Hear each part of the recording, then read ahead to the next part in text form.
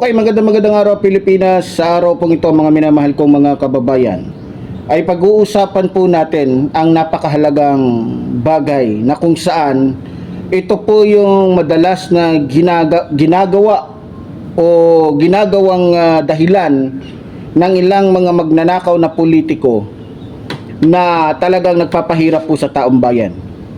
Nito mga karang araw lamang po, mga minamahal ko mga kababayan, sa totoo lang, ako po ay nalulungkot at talagang hindi maiwasan na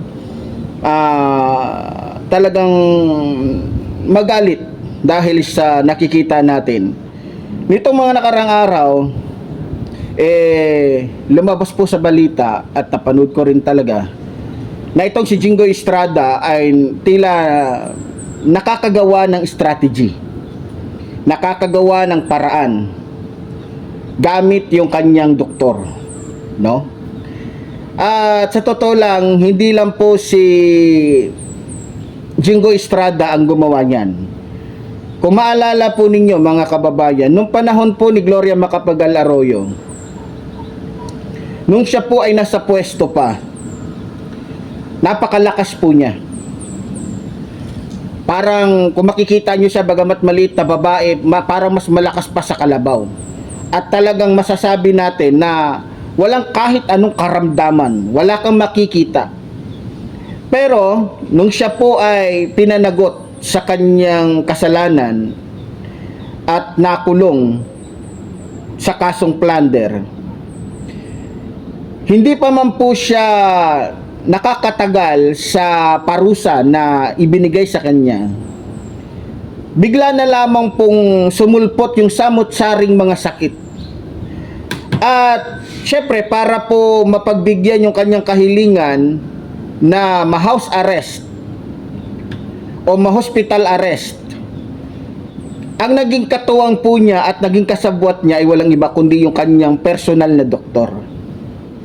Syempre, dahil personal na doktor niya ito, makakausap niya ito, mabibriefing niya ito, magiging kuntsabo niya ito para may sakatuparan yung kanyang plano na ma-house arrest at hindi makulong sa kulungan ng mga kriminal, hindi mahalo sa kulungan ng mga taong salot sa taong bayan o sa lipunan. Yan po ngayon ang nangyayari dito po ngayon kay Jinggoy Estrada. Para maintindihan po ninyo, eto't panoorin po natin mga kababayan.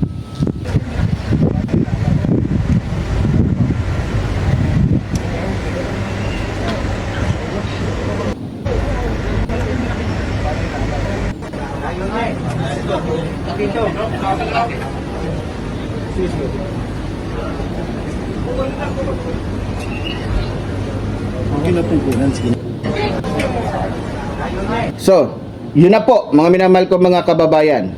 Nakita nyo naman po, di ba? Nagkaroon daw ng crack yung tuhod ni Jinggoy Estrada. Paano naman magkakaroon ng crack yung tuhod ni Jinggoy Estrada gayong hindi naman siya nahulog sa bangin, hindi naman siya nahulog sa truck, hindi siya nahulog sa bus o sa kahit anong sasakyan? Paano nangyari yun? Bigla na lang nag-crack dahil nakakulong siya? Ngayon, hindi naman siya nagdududa ako sa doktor niya, pero naniniwala ako na kasabwat sa plano ni Jinggoy Estrada itong kanyang doktor. Natural, doktor niya yan, at syempre, amo niya yan, amo siya ng doktor niya. Natural, gagawa yung doktor niya ng maitutulong sa kanya. Kaya, isa din sa nakita ko, yung mga BGMP, no? Ako'y nalulungkot. Kasi, minsan na rin akong nakulong. At, marami akong naging karanasan, nasaksihan sa loob ng kulungan. Naalala ko pa nga, noong panahon na ako'y nakakulong, sa kabilang selda namin, maraming mga kakosa namin na batang Mindanao na may karamdaman.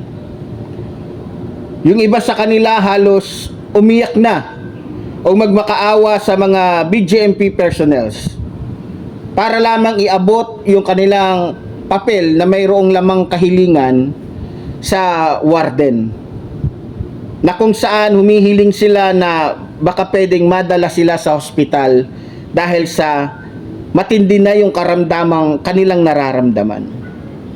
Pero sa kabila nun, sa kabila ng pagsisikap ng aking mga kakosa na humiling ng pabor sa pamunuan ng BGMP, noong mga panahon na yan ako mismo saksi ako na naging bulag pipibingi yung pamunuan ng BGMP para sa mga mahihirap na bilanggo. Hanggang lumipas yung ilang araw, 2, 3 kung di ako nagkakamali, habang ako'y nakatingin sa labas sa bintana ng rehas, biglang may dumaan na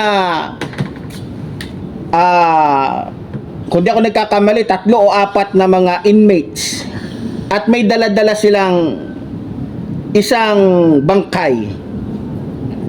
At nung tinanong ko, yung namatay na taong yon, yun yung pala yung ilang beses nang nagmakaawa na kung maaari dalhin siya sa ospital dahil matindi na yung kanyang nararamdaman. Ngayon, naalala ko yung mga panahon na yon, na kapag mahirap ka na bilanggo, walang pakialam sa'yo ang mga BGMP personnels.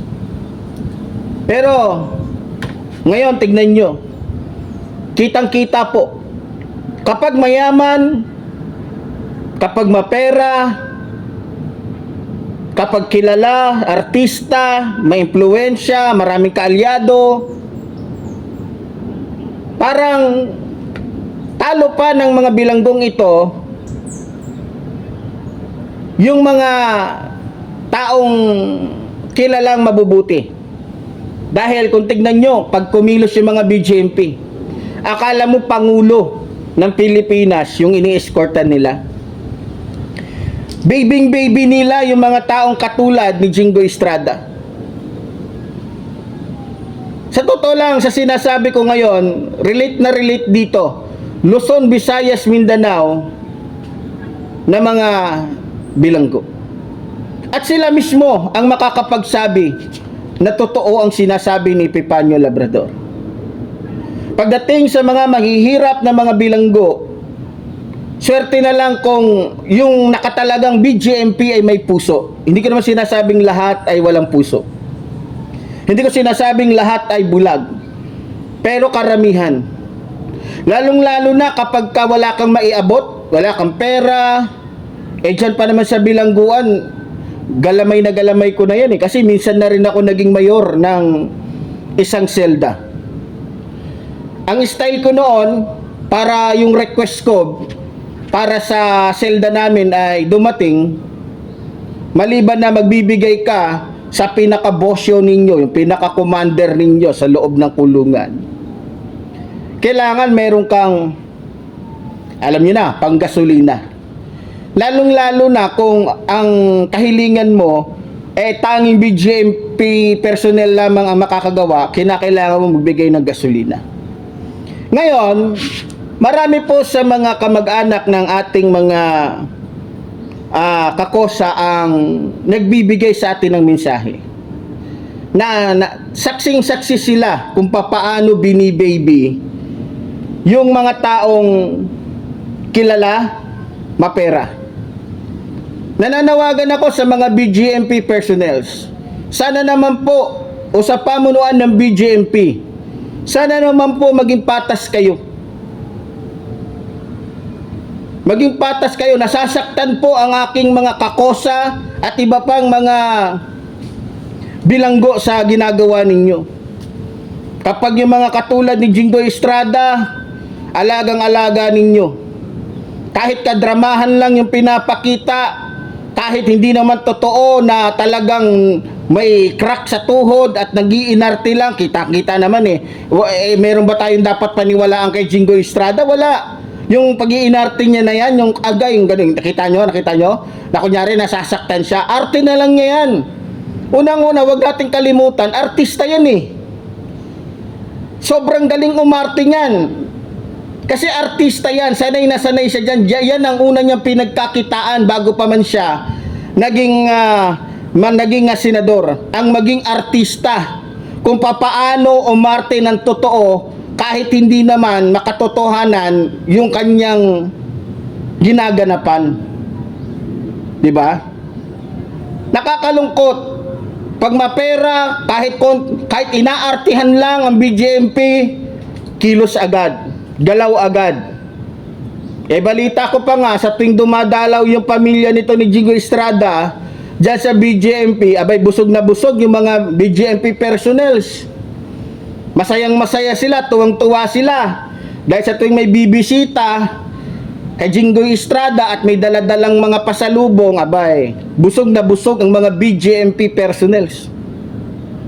Huwag na tayo maglokohan. Tulad na sinabi ko, tatay ko BJMP rin.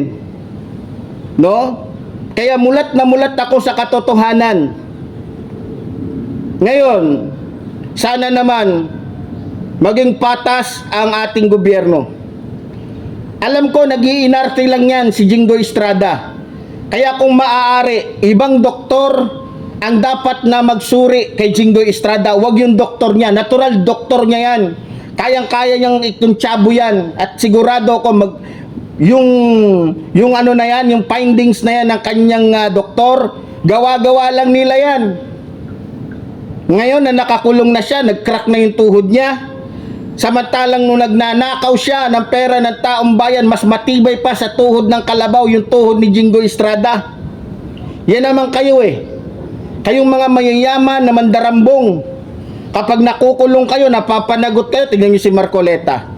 Bago pa yan, kung hindi pa doktor na iba ang tumingin sa kanya, hindi doktor ng Philippine National Police ang tumingin sa kanya, malamang nandoon pa rin yan sa hospital at malamang na hospital arrest lang yan. Kasi pwedeng ikuntsabo ni Marcoleta yung doktor niya eh.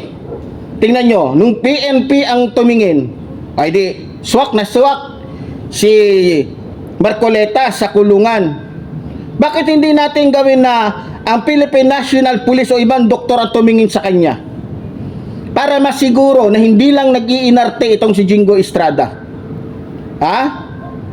Grabe, kilalang kilala natin yan si Jingo Estrada. Seryoso yan kung magsinungaling. O tingnan nyo. Bago siya nakulong, bago na patunayan na talagang may ninakaw siya, may insertion, mayroon siya kickbacks na natanggap. Tingnan nyo, magsalita siya. Seryoso. Kunyari, wala siyang kasalanan, pinaglalaban niya yung kasinungalingan niya para lamang, di ba? Kaya nga, sana po, sa ating mga BJMP, o sa kataas-taasan na pinuno ng BJMP, huwag naman po sana kayo maging aso, maging tuta, maging alipin ng mga politikong katulad ni Jingo Estrada. Sana po gampanan ninyo ang inyong pagiging alagad ng batas o pagiging tagapagbantay ng mga bilanggo na walang kinikilingan. Si Bunuan, konting kibot, konting takbo agad doon sa ospital, pa-check up agad, ganun agad. Pero pag mahihirap, kahit na nakikitang nangingisay na, pag mahihirap na bilanggo, kahit nakikitang lumalabas na yung dugo sa ilong, kahit nakikita na talagang sumasakit na dahil may appendix, hindi papansinin, hahayaan na lang na mamatay ng mga BJMP yan. Saksi ako dyan, dahil ilang mga bilanggo na ang nakasama ko sa bilangguan na namatay na walang kalaban-laban dahil hindi man lamang tinuring na tao ng ilang mga BJMP personnels, yung ilang mga bilanggo. Ang pinaglalaban ko dito, hindi lamang yung pagiging patas sana ng BJMP sa lahat ng bilanggo. Ang pinaglalaban ko dito ay yung sana ay maging tapat kayo sa inyong tungkulin. Ha? Sana mapansin po ito at marinig ng ating Pangulo. Sana wag niyong wag niyong i-baby. Wag niyong ituring na parang mga baby yung mga bilanggong Kung magnakaw sa pera ng taong bayan ay talagang talamak at talagang nakakamatay yung kanilang pagnanakaw. Ba't ko nasabi? Dahil sa mga dambuhalang magnanakaw na to, maraming namamatay dahil sa baha. Dahil sa mga dambuhalang magnanakaw na ito, maraming pamilya ang nasisira, maraming mga proyekto ang hindi nagagawa at hindi napapakinabangan ng mga kababayan natin. Tapos pag nakulong, ibibaby pa ng BJMP. Diyos ko po naman. Sana naman po maging kaisa kayo ng mga Pilipino kayong nandiyan dyan sa BJMP. Tingnan nyo na lang si Kibuloy, tingnan nyo si Arnie Tevez. Maraming nakakarating sa akin dito na para daw hindi mga bilanggo itong mga personas na ito. Para lang silang nasa hotel, para lang silang wala sa bilangguan. Dahil sa may pera sila, may naiaabot sila, yung gusto nilang pagkain, yung gusto nilang ganito, na kakain nila samantalang yung mga mahihirap, kahit mag-request man lamang na makakain ng isang hiwa ng adobo ay hindi man lamang mabigyan ng pagkakataon ng BJMP. Pero pagka mayayaman, dahil alam nila na kapag nagpasok ng lechon, yung kalahati sa kanila, yung kalahati doon sa convicted na doon sa preso na magnanakaw na politiko, ayun. Happy. Hindi na nila naiisip na hindi dapat binibaby at hindi dapat bigyan ng special treatment yung mga ganung klaseng tao, dahil yung mga ganung klaseng tao ay dapat kung ako lang masusunod ay dapat ay binibitay na. Kung natupad lang sana yung kahilingan ng ilang mga politiko dyan na ibaba muli yung bitay para sa mga politikong magnanakaw sa pera ng taong bayan.